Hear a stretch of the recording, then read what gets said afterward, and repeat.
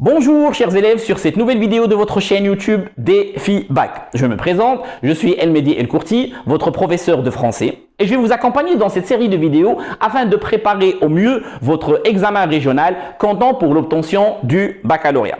La vidéo d'aujourd'hui aura pour objet, elle traitera du dernier jour d'un condamné de Victor Hugo.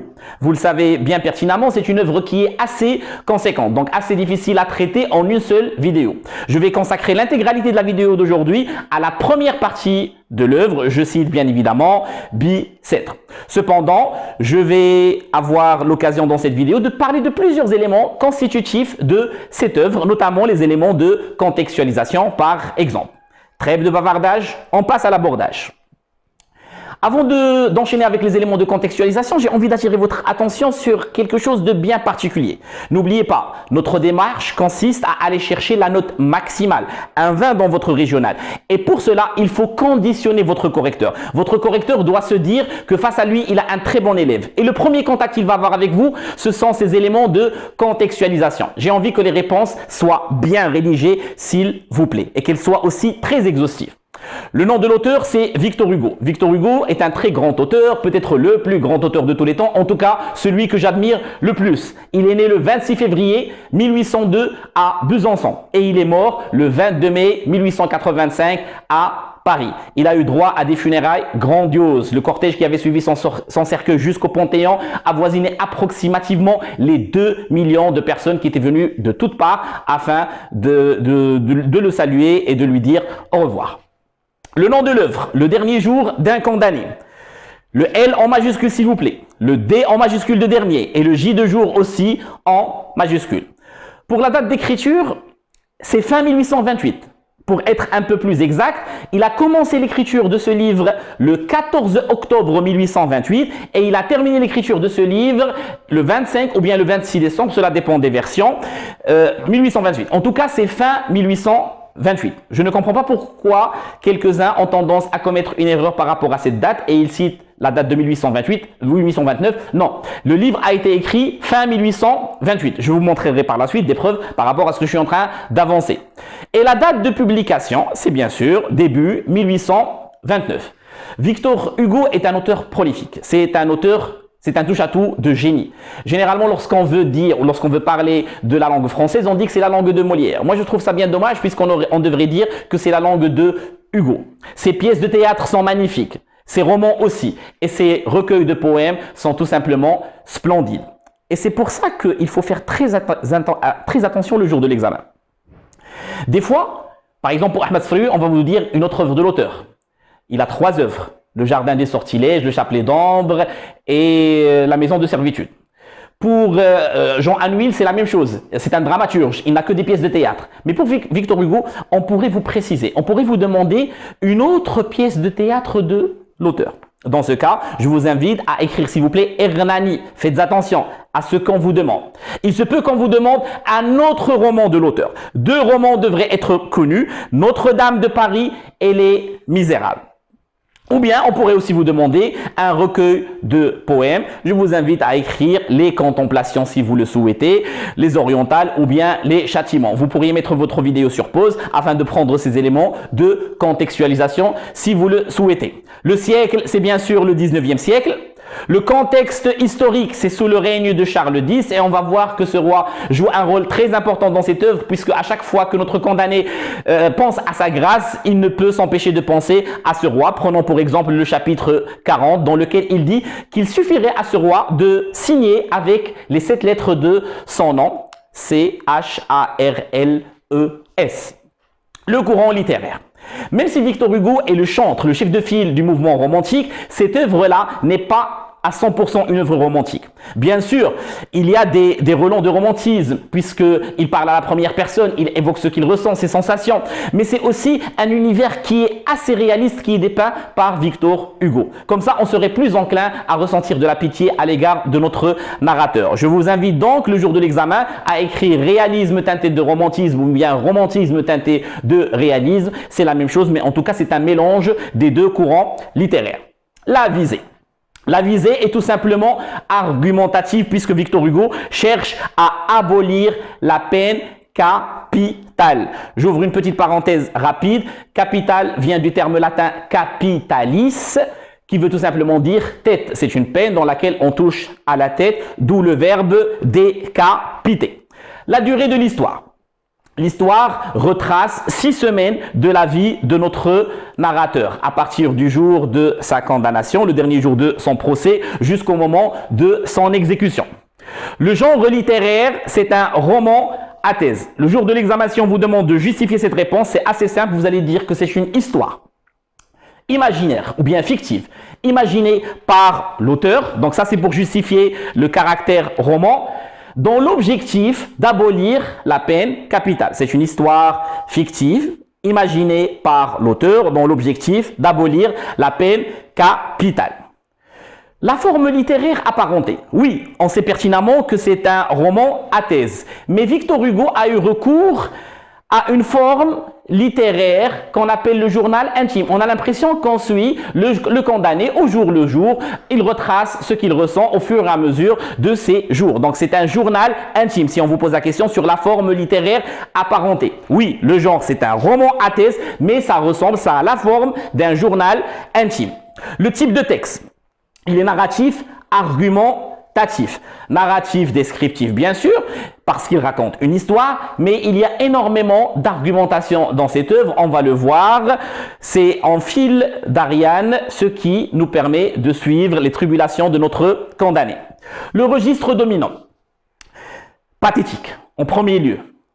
Pas tragique. Bien sûr qu'on peut ajouter tragique, puisque ça va se terminer par sa mort, parce qu'il pense à sa mort. Mais Victor Hugo a écrit ce livre dans l'objectif d'abolir la peine capitale. Donc automatiquement, il a envie, l'une des stratégies qu'il a utilisées, c'est de nous amener à ressentir de la pitié à l'égard de ce condamné. Donc le registre dominant est pathétique. Si vous souhaitez ajouter tragique, vous pourriez bien sûr le faire. Marie est la fille du narrateur. Si on vous demande son amour de jeunesse, c'est Pépa. Les lieux de séjour du condamné, c'est Bicêtre, la conciergerie et finalement d'une chambre de l'hôtel de ville.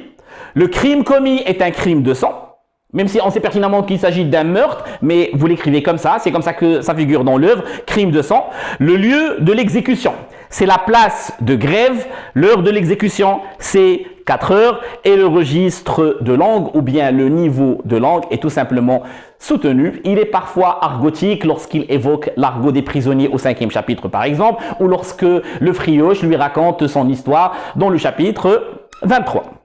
Donc je pense qu'on a fait le tour des éléments de contextualisation. Passons à la suite. Là, ce sont les preuves dont je vous ai parlé tout à l'heure par rapport à la date d'écriture. Regardez avec moi, le 14 octobre 1828, le début de la rédaction du dernier jour d'un condamné. C'est une version de référence, s'il vous plaît, par rapport à l'œuvre.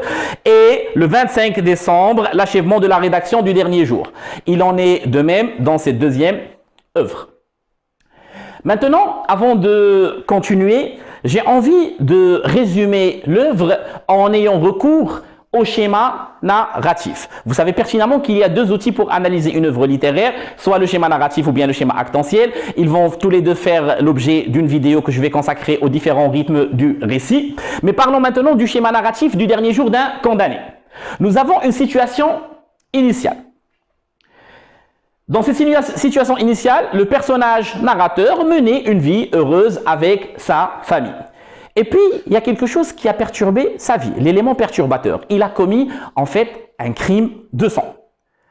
S'ensuivent des péripéties, son arrestation, le jugement et l'emprisonnement du narrateur personnage. L'élément de résolution ou bien le dénouement, c'est le bourreau qui vient annoncer qu'il faut procéder à l'exécution du condamné au chapitre 49. Et la situation finale, en fait, l'auteur a fait l'ellipse de cette partie afin d'amener le lecteur à réfléchir. Donc ça, c'est le schéma narratif de l'œuvre. Retenez-le. Si vous avez la possibilité de mettre votre vidéo sur pause et de l'écrire, faites-le. Parce que ce qui va suivre va nécessairement dépendre de cette compréhension du schéma narratif de l'œuvre. Parlons d'un autre élément, l'incipit, ou bien l'incipit. Ça vient du latin, du verbe incipere, qui veut tout simplement dire les premiers mots ou les premiers paragraphes d'une œuvre littéraire. L'incipit a 3 fonctions. Il a une fonction programmatique. Il programme la suite du texte. Il nous permet de savoir de quel genre littéraire il s'agit, le point de vue, la focalisation, le style de l'auteur, etc., etc. Il a une fonction d'accroche. Un incipit a pour objectif de vous accrocher. Et une dernière fonction, c'est une fonction de contextualisation. Il répond à un certain nombre de questions. Où l'histoire se passe-t-elle? À quelle époque? Qui la raconte? Etc., etc. Retenez bien ça. Et abordons maintenant le premier chapitre du dernier jour d'un condamné.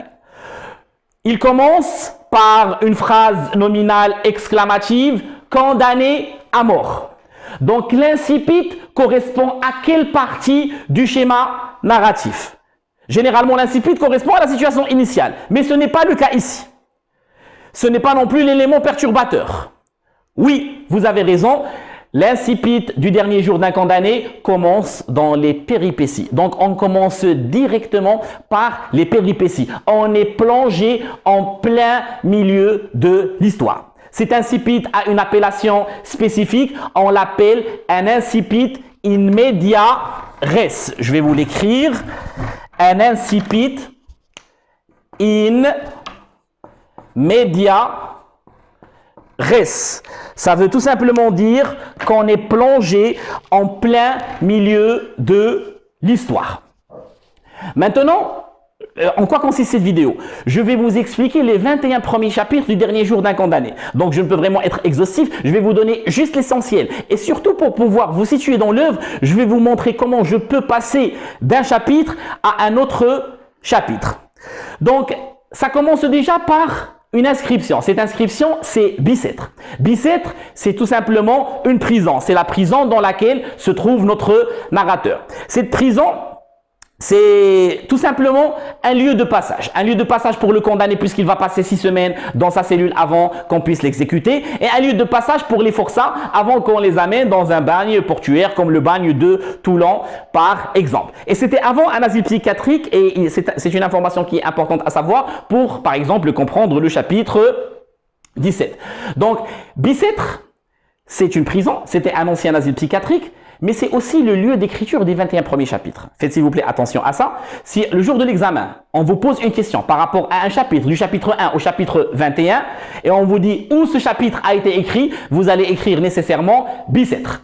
Cependant, si on vous dit où se trouve le narrateur dans ce chapitre, des fois il se trouve à Bicêtre, d'autres fois il se trouve dans d'autres endroits. On va le voir d'ailleurs avec le chapitre 2. Je n'ai pas envie de vous donner beaucoup d'informations à la fois, donc on va reprendre. Bicêtre, ça commence à Bicêtre et c'est le lieu d'écriture des 21 premiers chapitres. Donc comme vous le voyez, je vais avoir recours à une bande dessinée afin de mieux vous faire comprendre l'œuvre. On se retrouve avec un condamné à mort qui est tout seul dans sa cellule. En fait non, il n'est pas seul. Il habite avec une idée, une sorte de représentation de la mort. Condamné à mort. Voilà 5 semaines que j'habite avec cette pensée. Toujours seul avec elle. Toujours glacé par sa présence. Elle m'obsède éveillé. Épie mon sommeil. Ça veut dire elle surveille mon sommeil. Et reparaît dans mes rêves. Je viens de m'éveiller en sursaut en me disant ce n'est qu'un rêve. Eh bien, avant même d'avoir entrouvert les yeux pour vérifier que ce n'en était pas un, je l'ai entendu condamné à mort. Ce passage, ce premier chapitre commence par condamné à mort et il se termine par condamné à mort, ce qui crée une structure close, une boucle. Il ne peut pas sortir de cette idée, il ne peut pas s'échapper à cette idée. En fait, notre condamné se retrouve doublement emprisonné. Il est prisonnier de son cachot à Bicêtre et il est prisonnier d'une idée. D'ailleurs, dans ce premier chapitre, il y a un parallélisme assez intéressant. Mon corps est offert dans un cachot, mon esprit est en prison dans une idée. Ce premier chapitre, je peux le diviser en 2 parties. Et chaque partie est marquée par un adverbe de temps. La première partie, c'est autrefois et la deuxième partie, c'est maintenant. Autrefois, car il me semble qu'il y a plutôt des années que des semaines, j'étais un homme comme un autre homme. Chaque jour, chaque heure, chaque minute avait son idée. Mon esprit jeune et riche était plein de fantaisie. Il s'amusait à me les dérouler, etc., etc. Le registre qui domine dans sa vie d'autrefois est le registre lyrique. Il évoque des sentiments heureux. Et pour quelle raison? Parce que en contraste, voici sa situation actuelle. Regardez l'emploi du présent. Maintenant, il est captif Son corps est offert dans un cachot, son esprit est en prison dans une idée. Une horrible, une sanglante, une implacable idée. Je n'ai plus qu'une pensée, qu'une conviction, qu'une certitude, condamné à mort. En fait, le registre qui domine par rapport à sa situation actuelle est un registre tragique. Voici l'évocation de la mort, condamné à mort, sanglante. Mais le plus intéressant, et qui montre effectivement qu'il s'agit d'un registre tragique, c'est cette notion de la fatalité. Il ne peut pas échapper à son sort. Regardez, une implacable idée, une certitude. Et c'est assez intéressant comment Victor Hugo a mélangé les deux. Comme ça, on a plus de la peine pour notre condamné, d'autant plus lorsqu'on imagine son ancienne vie. À chaque fois que je vous présente un résumé, ce sont des résumés qui sont tirés d'Internet, donc vous pourrez les trouver facilement en tapant résumé du dernier jour d'un condamné. Sur mon site defibac.ma, vous pourriez trouver des résumés qui sont un peu plus intéressants. Le site sera en ligne le lundi prochain. Ce site va accompagner bien sûr la méthode DefiBac qui va sortir le 13 avril. Donc n'oubliez pas de vous procurer cette méthode. Depuis 5 semaines, un jeune prisonnier vit constamment avec l'idée de la mort. Il est doublement enfermé. Physiquement, il est captif dans une cellule à bicêtre. Moralement, il est prisonnier d'une seule idée, condamné à mort. Il se trouve dans l'impossibilité de penser à autre chose. Maintenant, comment je vais passer du premier chapitre au deuxième chapitre? Je me retrouve avec quelqu'un qui est condamné à mort. Donc, je me pose des questions. Comment ça se fait qu'il se retrouve dans ces situations? Eh bien, je vais avoir des éléments de réponse dès le chapitre 2. Et dès le chapitre 2, il faudrait savoir que notre narrateur ne nie pas sa culpabilité. Il le dit, mon nom et mon crime ralliés chaque matin une nuée de spectateurs. Il le dit, il s'avoue criminel, il avoue avoir commis un crime. Donc le deuxième chapitre, c'est un retour en arrière, un flashback, une rétrospection, ce qu'on appelle en termes littéraires une analepse. C'était par une belle matinée d'août, vous arrivez à le voir à travers les fenêtres à croisées, il faisait beau. Et vous allez voir que le fait qu'il fasse beau, c'était un motif à espoir pour notre narrateur. Il y avait 3 jours que mon procès était entamé. 3 jours que cette fantasmagorie, ça veut dire tout simplement une illusion. Il n'arrivait pas à y croire à cette situation qu'il était en train de vivre. 3 jours que cette fantasmagorie des juges, des avocats, des procureurs du roi passait et repassait devant moi. Tantôt sanglante, tantôt grotesque. Grotesque, c'est tellement gros qu'il n'arrivait pas à y croire. Il est toujours dans l'illusion. Toujours sombre et fatal. Cependant, comme je l'ai dit tout à l'heure, il avait de l'espoir. Et ce qui motivait cet espoir, on peut le retrouver à travers cette interrogation de notre narrateur. A-t-on jamais prononcé sentence de mort autrement qu'à minuit par une froide nuit d'hiver et de pluie? Mais au mois d'août, à 8 heures du matin, un si beau jour, impossible. Il ne pensait pas qu'on pouvait le condamner à mort. Et en écho à cet espoir, on va retrouver l'espoir de son avocat qui lui aussi lui dit « j'espère ». Sauf que l'avocat, il espère qu'ils auront sans doute écarté la préméditation. Le pronom « il » remplace les jurés. Les jurés, ce sont les membres du jury. Il faudrait savoir que dans le système de justice français, on a bien sûr les juges. Nous avons un avocat qui va prononcer un plaidoyer afin de défendre l'accusé. Nous avons aussi un procureur général qui va prononcer un réquisitoire afin que l'accusé puisse être condamné. Mais en fait, les deux prononcent ça afin de convaincre le jury qui est composé de 12 jurés. 12 personnes qui vont émettre une déclaration et dire si le condamné est coupable ou pas. Donc, il espère que les jurés auront sans doute écarté la préméditation. Et alors, ça ne va être que les travaux forcés à perpétuité. La préméditation, ça veut dire qu'il a commis son crime en le préparant. Il voulait le faire. Donc, il pense qu'ils vont écarter ça. Il n'avait pas cherché à le faire et que ça va être les travaux forcés à perpétuité, à vie. Et regardez la réaction de notre condamné dans la vignette du milieu. Il est indigné. Que me dites-vous là, monsieur? Plutôt 100 fois la mort. Tout à coup, le président m'invita à me lever. le greffier, il fait partie du personnel administratif d'un tribunal, lut le verdict. Donc le verdict, c'est la déclaration des membres du jury. Une sueur froide sortie de tous mes membres. Donc on peut comprendre que cette déclaration va dans le sens de la peine capitale à travers la réaction physique de notre condamné. Avocat, ça c'est le juge qui s'adresse à l'avocat, avez-vous quelque chose à dire sur l'application de la peine? Notre condamné dit: j'aurais eu moi tout à dire, mais ma langue resta collée à mon palais. Je compris qu'il cherchait à atténuer la déclaration du jury et à mettre au-dessous l'autre peine. Le procureur général combattit l'avocat et je l'écoutais avec une satisfaction stupide. Puis les juges sortirent, puis ils rentrèrent et le président lut mon arrêt.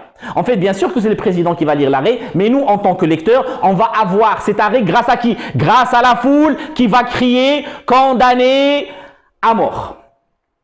À partir de ce moment-là, notre condamné qui se sentait vivre, palpiter, va changer de perspective. Il va voir tout avec la couleur d'un linceul, la couleur de la mort. Une révolution venait de se faire en moi, rien ne me paraissait plus sous le même aspect qu'auparavant. Notre condamné ne va pas demeurer éternellement dans le tribunal, on va l'amener vers un cabriolet noir qui va l'amener vers la prison de Bicêtre. Et en montant, il va entendre deux jeunes filles qui vont tout simplement lui dire que ça va être dans 6 semaines.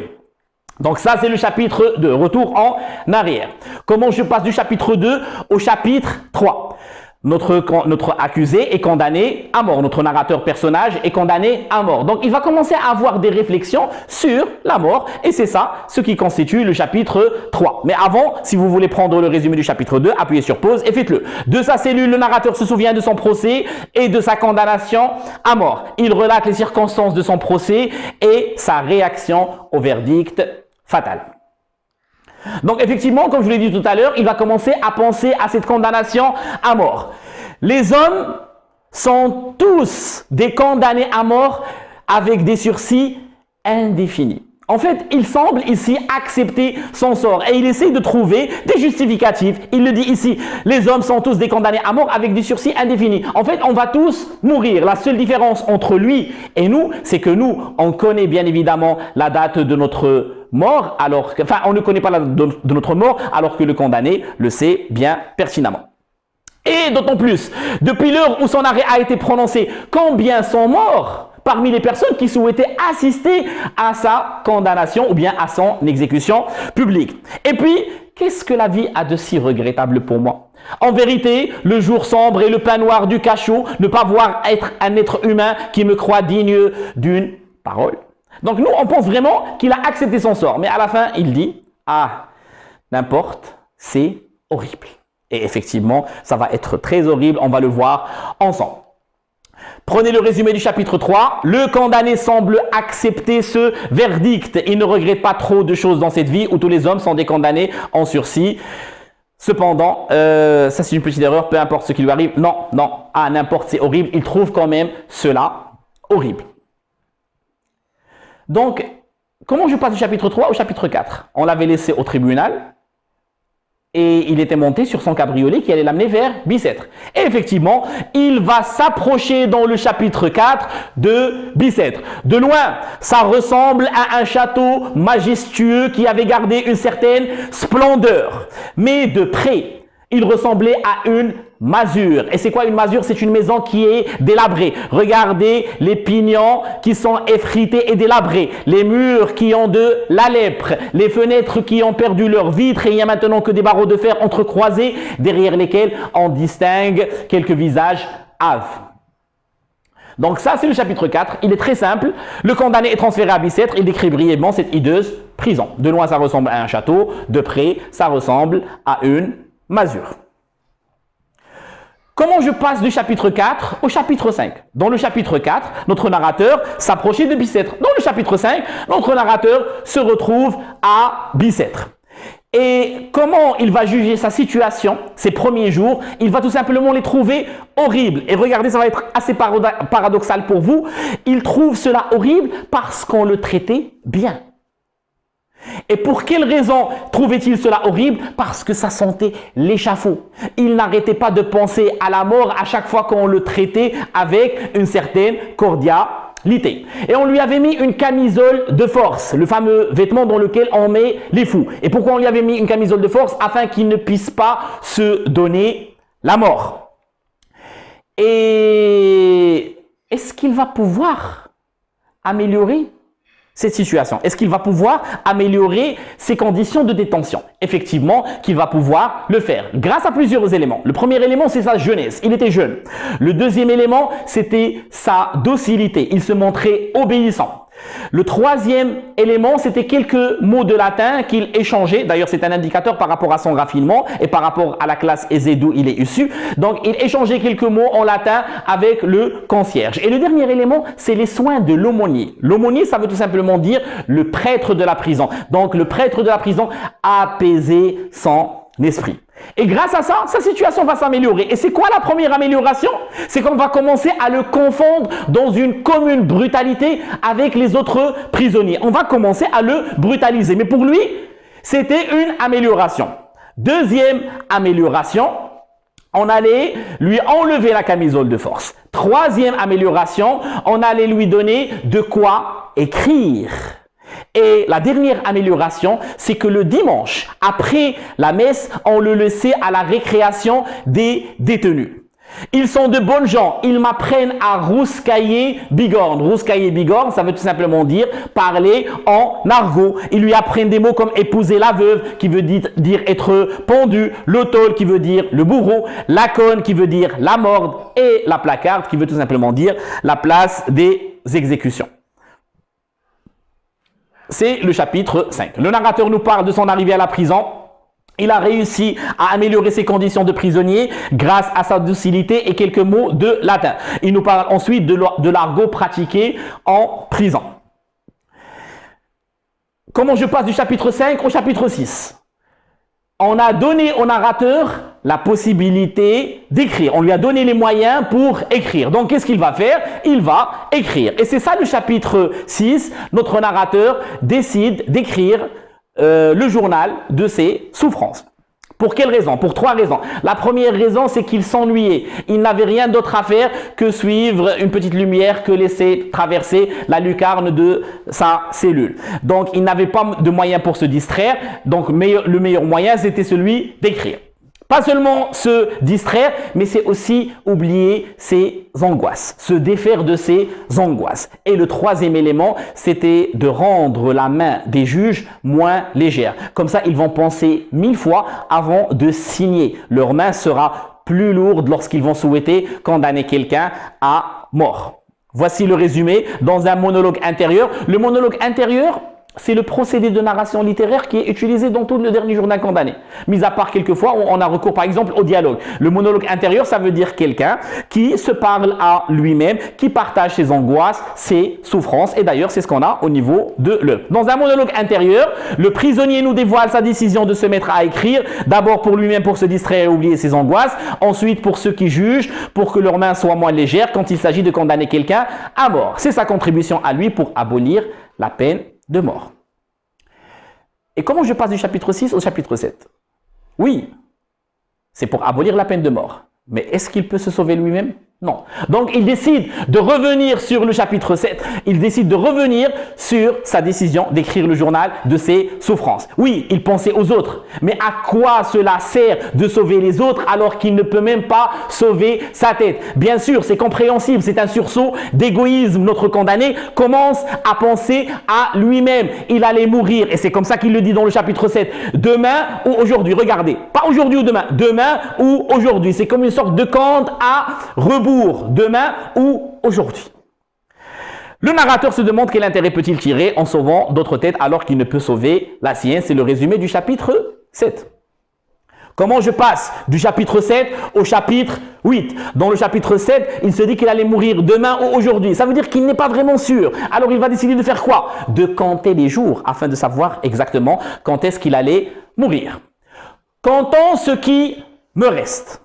Alors, la tonalité dominante du chapitre 8, vous devriez le savoir, c'est une tonalité satirique, puisque le narrateur critique le système de justice français. Il critique sa lenteur et il critique son inhumanité. On va le voir tout de suite. Ce qui lui reste.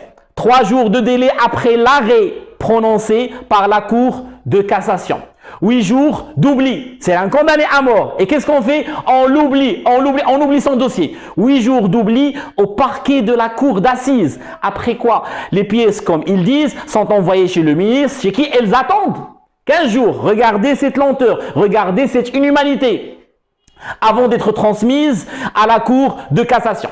Là, classement, numérotation, enregistrement, car la guillotine est encombrée et chacun ne doit passer qu'à son tour. Enfin, la Cour s'assemble d'ordinaire un jeudi. Faites attention à ce jeudi. Donc, la Cour s'assemble un jeudi, rejette 20 pourvois en masse. Que veut dire rejeter 20 pourvois en masse? Sans même les examiner. On va les rejeter directement et renvoie le tout au ministre, qui renvoie au procureur général, qui renvoie au bourreau. En tout, 6 semaines. Rappelez-vous les 2 filles qui l'avaient entendu lorsqu'il était sur le point de monter à son cabriolet. Bon, ce sera dans 6 semaines. Donc, effectivement, elles avaient raison.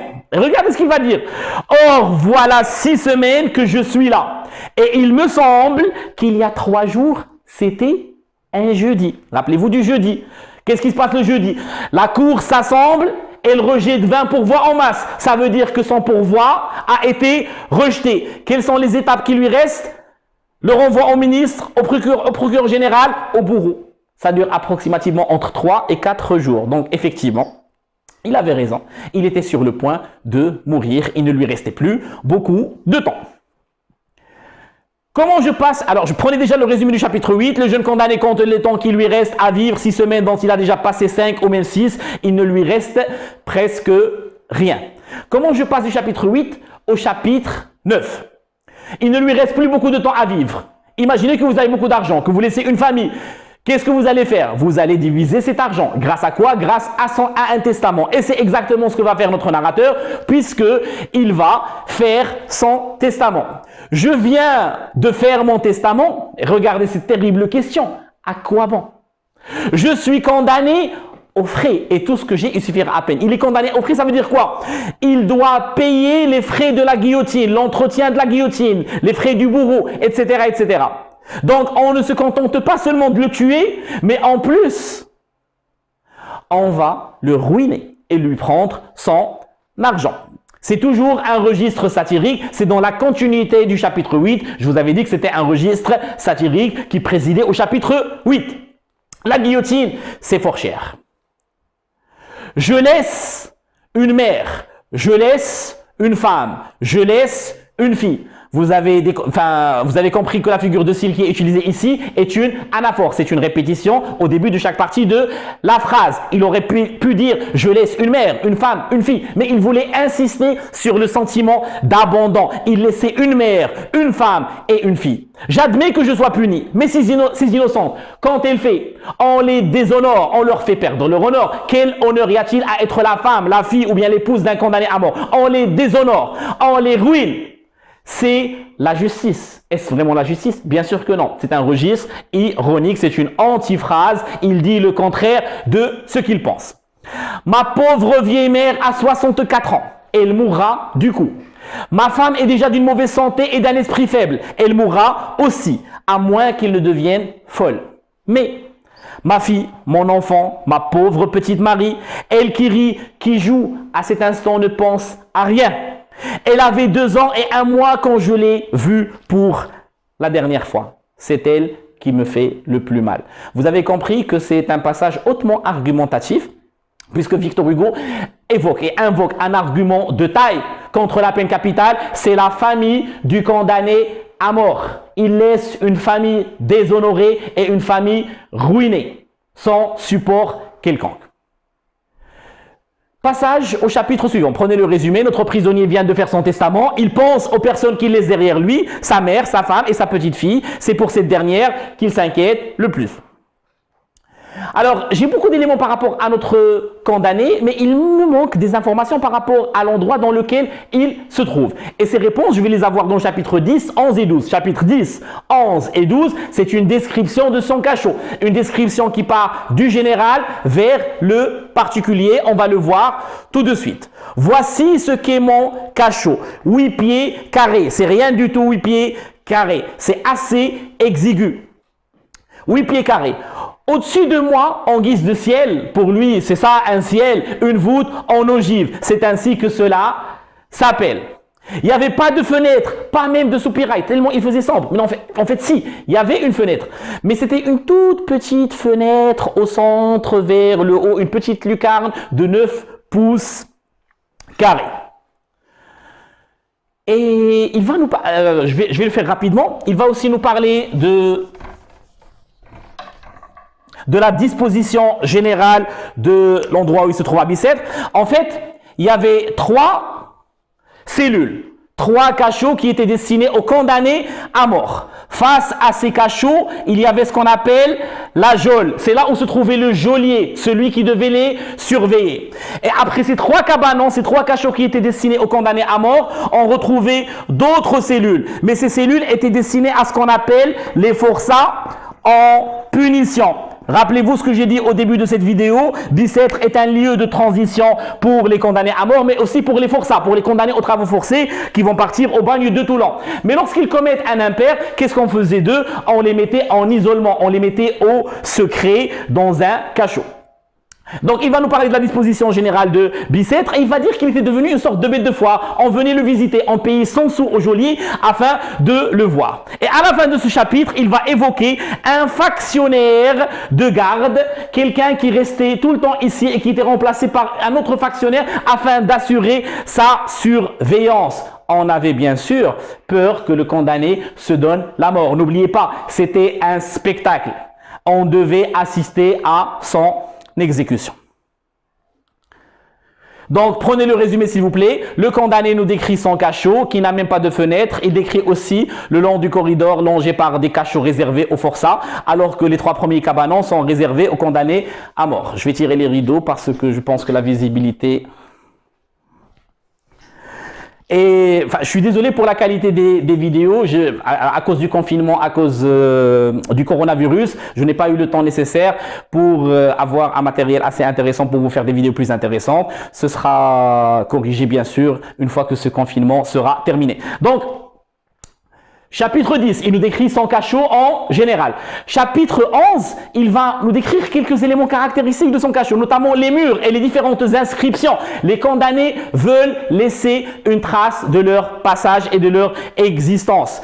Vive l'empereur 1824. Regardez avec moi ces 2 cœurs enflammés avec une flèche qui les transperce. Et pour la vie, et ce terrible commentaire de notre narrateur, pour la vie, le malheureux ne prenait pas un long engagement. On a l'inscription Papavoine avec un P en majuscule qui était brodé d'arabesques.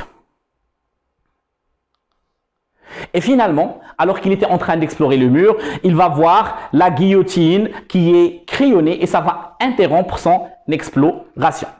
Prenez avec moi, s'il vous plaît, le résumé. Pour passer sa longue nuit, il se lève pour nous décrire les murs de sa cellule pleine d'inscriptions, traces laissées par d'autres prisonniers. L'image de l'échafaud crayonné sur le mur le perturbe. Est-ce qu'il va arrêter définitivement l'exploration des murs? Non. Il va reprendre et il va voir d'autres inscriptions, notamment les noms d'anciens condamnés qui avaient peuplé cette cellule-là. Et ce sont de vrais condamnés à mort et ils ont commis des crimes atroces. Regardez, Dautin, celui qui a découpé son frère en quartier et il est parti la nuit dans Paris, jetant la tête dans une fontaine et le tronc dans un égout. Jean Martin, celui qui a tiré sur son père alors que son père était de dos en essayant d'ouvrir la fenêtre. Poulain, celui qui a assassiné sa femme. Castin, ce médecin qui a empoisonné son ami. Et son ami n'était pas mort. Et lorsque il a décidé d'aller voir un médecin, il décide d'aller voir qui? Bien sûr, son ami Castin. Et qui, en guise de médicament, lui donne quoi? Il lui donne encore une fois du poison. Et Papavoine, l'horrible fou qui tuait des enfants en transperçant leur tête avec un couteau et ce devant leur mère. Ce sont des crimes horribles. Quelqu'un qui a tué son frère. Quelqu'un qui a tiré sur son père, quelqu'un qui a assassiné sa femme, quelqu'un qui a tué son ami et quelqu'un qui tue des enfants.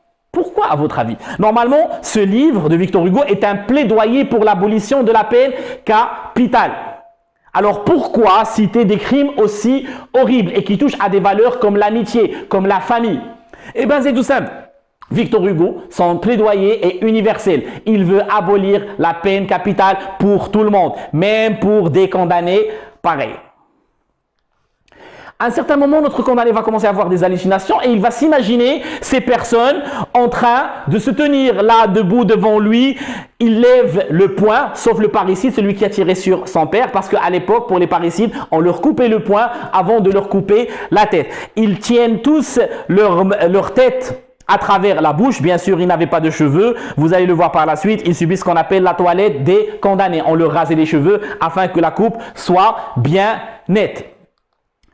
Mais heureusement pour notre condamné, je ne sais pas si heureusement ou malheureusement, quelque chose l'a tiré, l'a extirpé à ces hallucinations-là. C'était quelque chose de froid et de velu. C'était une araignée. Comment se fait-il que j'ai eu peur, se dit-il? La porte du tombeau ne s'ouvre pas de l'intérieur. Une fois que tu es mort, tu ne vas pas sortir. C'est ce qu'il vient de dire, c'est pour lui. Une fois qu'il allait mourir, il n'allait pas pouvoir sortir de son tombeau. Chapitre suivant. Donc, comment je passe, vous pourriez prendre le résumé. Le prisonnier reprend sa lecture des inscriptions murales. Il découvre les noms des criminels qui ont déjà séjourné dans cette triste cellule. Comment je passe du chapitre 12 au chapitre 13? C'est assez simple. Le nombre 13 est un nombre porte-malheur et l'une des scènes les plus malheureuses de cette œuvre, c'est la scène du ferrage des forçats. C'est un retour en arrière. J'ai vu ces jours passer. Encore une fois, c'est une analepse, c'est un flashback, c'est une rétrospection. Et on a une modalité appréciative dévalorisante. I2, c'est quelque chose d'horrible. Est-ce que c'est horrible? On va le voir tout de suite.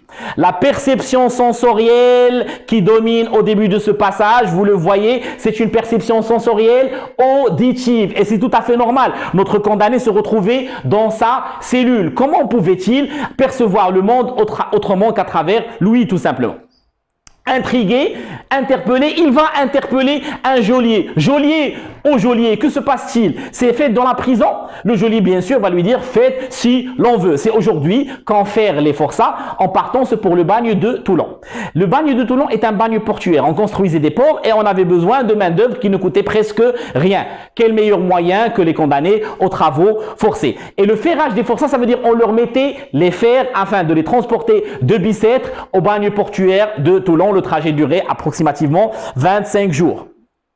Vous voulez voir, ça vous fera une petite distraction. Et il va l'amener dans une autre cellule. Il va le transférer dans une autre cellule dans laquelle il y a une fenêtre à hauteur d'appui, comme vous le voyez ici. Et il va lui dire que vous êtes seul dans votre loge comme un roi.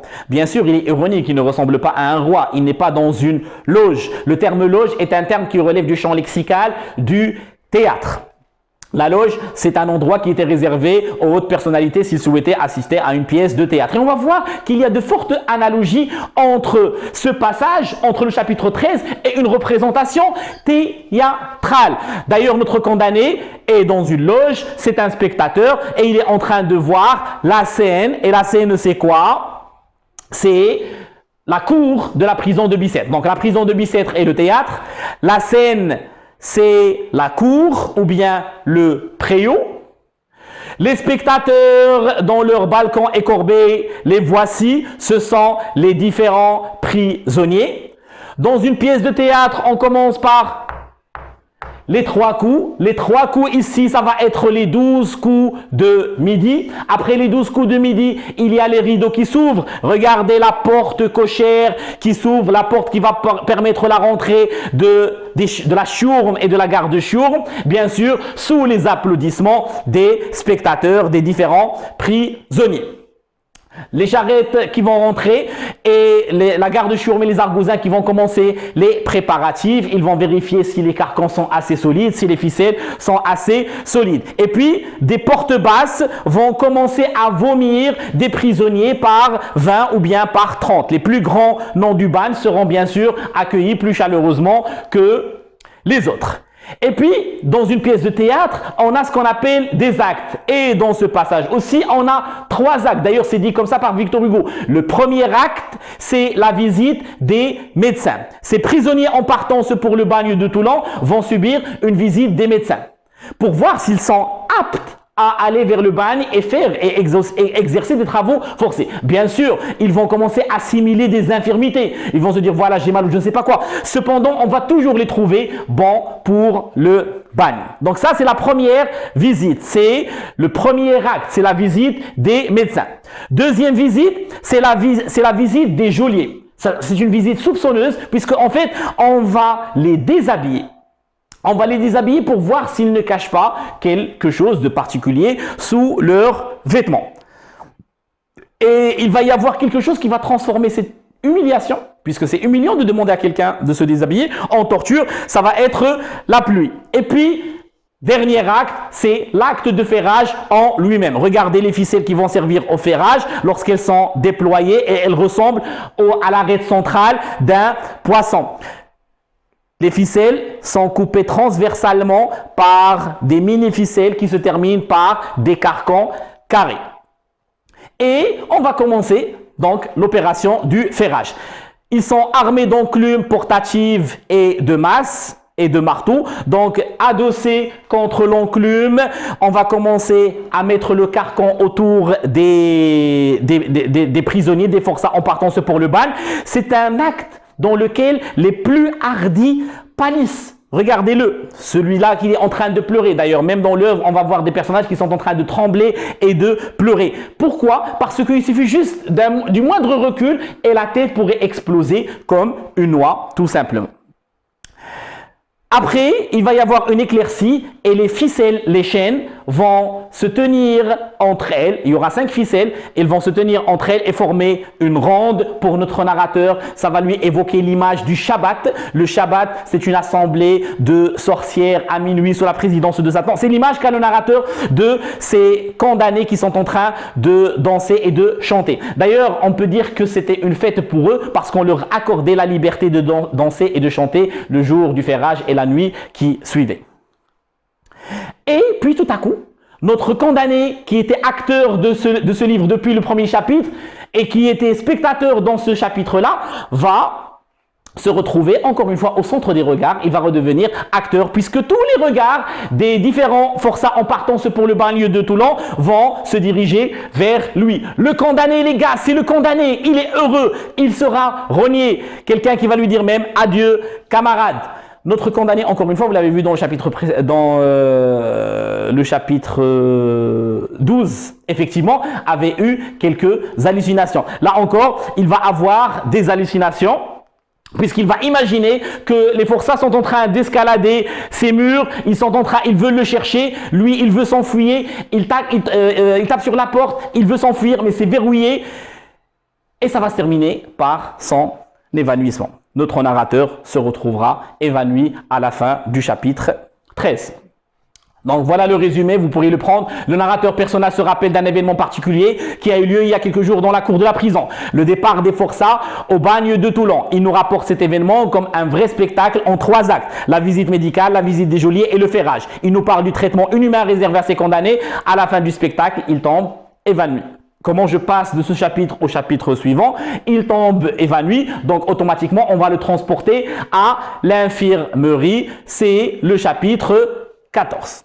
Lorsqu'il revint à lui, il va se rendre compte qu'il n'était pas à son cachot. Oui, il était sur un grabat, un lit misérable, mais c'était toujours plus intéressant que la paille de son cachot. Puis il va se rendormir encore une fois. Puis il va être réveillé puisque attiré par un bruit. Ce bruit, c'est le départ des forçats pour le bagne de Toulon. C'est la fin du ferrage et le départ des forçats. 5 charrettes. Dans chaque charrette, il y avait un cordon, puis il y avait une 6e charrette dans laquelle il y avait de quoi changer, de quoi manger aussi.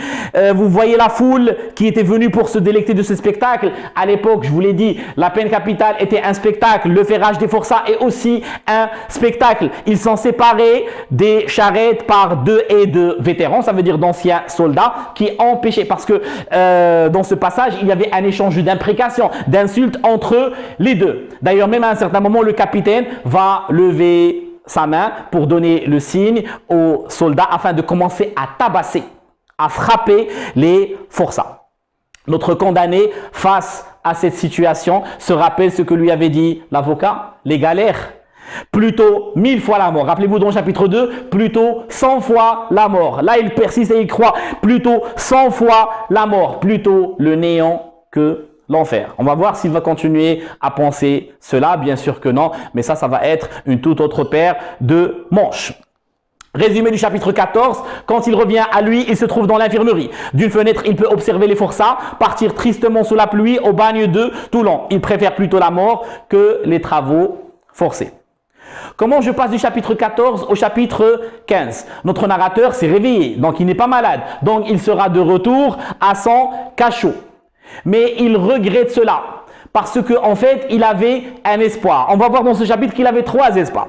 Le premier espoir qu'il avait, c'était l'espoir de s'évader. Et pourquoi cet espoir est vain? Parce qu'il ne peut plus s'évader. Il aurait pu s'évader lorsqu'il était encore à l'infirmerie. Peut-être que les médecins ou bien les sœurs de charité auraient eu pitié de lui et auraient laissé une porte ouverte. Maintenant, ce n'est plus possible. Tout à l'heure, lorsque je vous montrais la disposition du cachot, vous avez vu qu'il y avait un factionnaire de garde tout le temps qui le surveillait, en plus du fait que c'était verrouillé. Donc, première espérance est vaine. Deuxième espérance, c'est le pourvoi. C'est le fait qu'on puisse revoir le jugement. Et d'ailleurs, il va dire que le pourvoi aussi est une espérance vaine. Puisque tout était en règle, les plaideurs ont bien plaidé, les témoins ont bien témoigné et les juges ont bien jugé. Et il avait une troisième espérance, c'était la grâce. Mais il n'allait pas avoir la grâce, il savait qu'il n'allait pas avoir la grâce. Pour quelle raison? Parce qu'on devait donner l'exemple. C'est un argument de taille qui est proposé par les partisans de la peine capitale. Il faut montrer l'exemple. Chapitre 15, résumé, le prisonnier est dans sa cellule, il avait senti un peu de liberté dans l'infirmerie, mais voilà qu'il est repris par l'idée de la mort, il pense à s'évader. Comment je passe du chapitre 15 au chapitre 16? Alors, dans le chapitre 15, il était dans sa cellule et il pensait à l'infirmerie parce qu'il pensait à son évasion. Chapitre 16, c'est la même chose. Il est à sa cellule, il est dans sa cellule, mais son esprit est toujours dans l'infirmerie. Pourquoi il est dans l'infirmerie? Parce qu'il pense à la voix pure, fraîche et veloutée d'une jeune fille de 15 ans. J'explique, lorsqu'il se retrouvait à l'infirmerie, pendant le peu de temps qu'il avait passé, il était suffoqué par l'odeur étouffante de la prison. Et il avait demandé au bon Dieu de lui envoyer un petit oiseau pour lui chanter. Sauf que à la place de cet oiseau-là, il va avoir cette fille à la voix pure qui va chanter. Mais la question qu'il allait se poser, c'est qu'il allait se demander, est-ce que c'était le Dieu qui lui a envoyé ça ou bien c'était le démon? Et pourquoi il se pose cette question? Pourquoi il pense que ça pourrait être le démon qui lui a envoyé cette fille-là? Parce que même si la fille avait une voix pure, fraîche et veloutée, eh ben, elle chantait une chanson en argot. Mais pas seulement ça, elle chantait la chanson d'un meurtre, d'un crime. Quelqu'un qui a sué un chêne, donc quelqu'un qui a tué un homme. Avec cette terrible phrase, l'une des plus belles phrases de l'œuvre. Ah, qu'une prison est quelque chose d'infâme, vous y trouvez un oiseau, il a de la boue sur l'aile, vous y cueillez une fleur, vous la sentez, elle pue. Résumé du chapitre 16, le narrateur se rappelle les quelques heures de liberté à l'infirmerie et se souvient de cette jeune fille qu'il a entendu chanter de sa voix pure veloutée une chanson d'un meurtre en argot. Maintenant, comment je passe du chapitre 16 au chapitre 17? C'est assez simple. Encore une fois, notre narrateur dans le chapitre 15 et 16, il était dans sa cellule, mais il pensait à l'infirmerie. Dans le chapitre 17, il est toujours dans sa cellule et il pense, mais pas à l'infirmerie, il pense à son évasion. Dans le chapitre 17, il dit « Oh, si je m'évadais comme je courais à travers champs ». Il y a un mot subordonnant qui programme tout ce texte. C'est un rêve, c'est une hypothèse, c'est quelque chose qui ne peut pas se réaliser. Il pense à son évasion. D'ailleurs, ce qui est intéressant dans ce chapitre, c'est qu'il y a 4 temporalités qui se mélangent. La première temporalité, c'est son passé. Il va évoquer son passé et ses souvenirs d'enfance, lorsqu'il était collégien et qu'il venait chasser des grenouilles et pêcher des grenouilles, pardon. Et lorsque il était enfant et qu'il visitait Bicêtre pour voir les fous. Rappelez-vous ce que j'avais dit au début, Bicêtre était auparavant un asile psychiatrique. Il va évoquer sa situation présente. Lorsqu'il dit « brise donc les murs qui t'emprisonnent ». C'est ça sa situation présente. Il est prisonnier.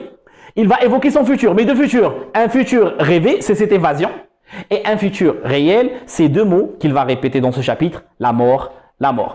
Le narrateur pense à s'évader, il s'imagine déjà en dehors de la prison dans le port pour s'embarquer vers l'Angleterre, mais voilà qu'un gendarme vient demander son passeport, le rêve est brisé. Arrive donc le chapitre 18. Ce chapitre, dans ce chapitre, l'heure, c'est tout simplement 6 heures et ça correspond, allez, on va dire la sorte pour simplifier, ça correspond au début de son dernier jour. Il aura une première visite d'un gendarme qui va venir le voir pour lui demander s'il désirait quelque chose à manger. Ce gendarme va se montrer doux, gentil, poli, il va même enlever son chapeau en guise de respect et le condamné face à ces situations va dire est-ce que ce serait pour aujourd'hui? Il utilise le conditionnel parce qu'il n'est pas vraiment sûr. C'est quelque chose d'hypothétique, c'est quelque chose qui peut arriver. C'est ça, chapitre 18. Il est 6 heures du matin, le guichetier entre dans le cachot. Il demande à notre condamné ce qu'il désire à manger. Dès le chapitre suivant, dès le chapitre 19, la première phrase du chapitre 19, c'est pour aujourd'hui. Il va dire que c'est pour aujourd'hui. Et il va nous expliquer pourquoi il pense que c'est pour aujourd'hui. Parce qu'il a eu une visite bien particulière. C'était le directeur de la prison qui venait lui rendre visite. Le directeur, lui aussi, va se montrer assez gentil. D'ailleurs, en sortant, il va l'appeler monsieur. Et la dernière phrase de ce passage, encore une fois, c'est pour aujourd'hui. Donc ça commence par c'est pour aujourd'hui, ça se termine par c'est pour aujourd'hui. C'est une boucle, encore une fois. Donc c'est un sentiment d'emprisonnement. Et c'est ça ce qui va constituer le chapitre 20. Prenez déjà le résumé du chapitre 19. Le directeur de la prison vient en personne voir le condamné. Il se montre doux et gentil. Le jeune comprend que son heure est arrivée. Et donc chapitre 20, comme je vous l'ai dit, le narrateur pense à l'emprisonnement. Parce que, regardez, chapitre 19, ça commence par c'est pour aujourd'hui, ça se termine par c'est pour aujourd'hui. Donc, tout autour de notre narrateur va devenir prison. Les geôliers vont devenir une prison en chair. Les portes, une prison en bois. Les murs, c'est une prison en briques. Tout sera prison pour notre narrateur. C'est le chapitre 20. Prenez, s'il vous plaît, le résumé avant de passer au dernier chapitre et de terminer ce premier passage qui tourne autour de Bicêtre. Chapitre 21, ce sont les 2 dernières visites de notre condamné. Une première visite, il va voir une soutane, un rabbin, c'est une synecdoque qui remplace un prêtre. Et ce n'est pas le prêtre de la prison. Donc effectivement, il avait compris que c'était pour aujourd'hui. Avec cette terrible question et aussi cette terrible réponse. Mon fils, êtes-vous préparé? Je ne suis pas préparé, mais je suis prêt. On ne peut pas être préparé à une exécution, à une mort, mais il est prêt. Faites de lui ce que vous souhaitez. Les lèvres de notre prêtre bougeaient, mais notre condamné ne s'intéressait pas à ce qu'il disait tout simplement parce qu'il pensait à cette mort imminente qui l'attendait. Ce qui va les extirper tous les deux à leur situation, c'est une deuxième visite. C'est la visite de l'huissier. J'ai l'honneur de vous apporter, l'huissier auprès de la Cour de Paris, j'ai l'honneur de vous apporter un message de la part de monsieur le procureur général. Regardez dans ce petit passage ironique comment il va qualifier le procureur, notre condamné. C'est monsieur le procureur général qui a demandé si instamment ma tête. Bien d'honneur pour moi qu'il m'écrive. J'espère que ma mort va lui faire grand plaisir car il me serait dur de penser qu'il l'a sollicité avec tant d'ardeur. Puis, avec gravité, il va lui demander de lire. Et en fait, ce qu'il allait lui lire, c'était le rejet de son pourvoi. L'arrêt sera exécuté aujourd'hui en place de grève. Nous partons à 7h30 précise pour la conciergerie. Monsieur, auriez-vous l'extrême bonté de me suivre? Et puis, il va sortir et notre condamné va être laissé à sa rage. Il cherchait un moyen de fuir, aux rages, aux démons, aux malédictions. Il n'avait ni moyen de fuir, ni le temps pour fuir. Et c'est la fin de la première partie qui concerne Bicêtre. J'ai été un peu assez rapide parce que je ne voulais pas vous faire une vidéo qui serait vraiment trop longue. En tout cas, j'espère encore une fois que cette vidéo vous a été profitable. Merci pour votre attention. Si vous avez des questions, vous pourriez les laisser dans la zone des commentaires. Ciao!